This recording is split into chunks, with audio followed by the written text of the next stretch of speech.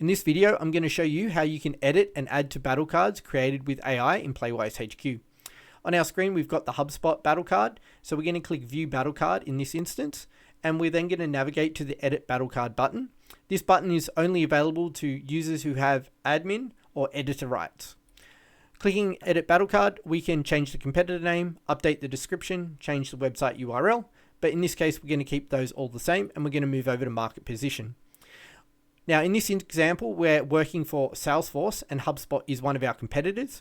We might want to adjust some of these. So for example, for competitive threat, maybe we don't feel that they're a major competitor. They're more like a moderate competitor. Their pricing strategy is SaaS, so we'll keep that the same.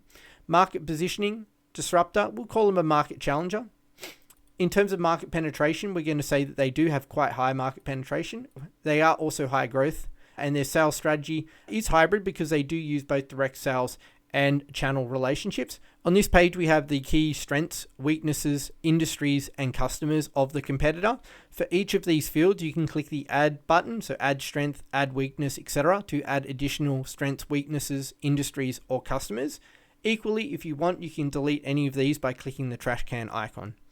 Moving over to next, we then have a number of different win and loss themes. These are the reasons why you typically win against this customer or typically lose against this customer, and you want your sales team to be aware of that.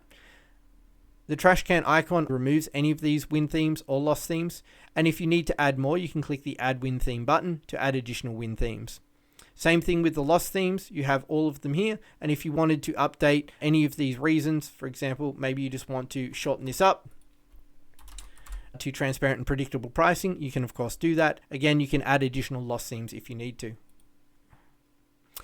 Similar on the objection handling, so out of the box with AI, we basically create 5 common objections that are relevant to the competitor, HubSpot in this example. You can add additional objections by clicking the plus add objection button, and again, edit or delete any of these fields.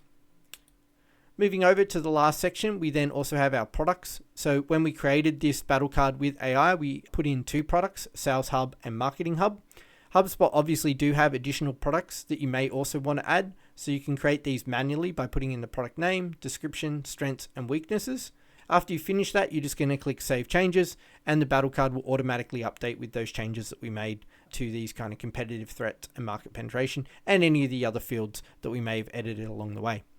It's a very brief video on how you can edit battle cards generated with AI in Playwise HQ. If you'd like to learn more, please visit our website at playwisehq.com.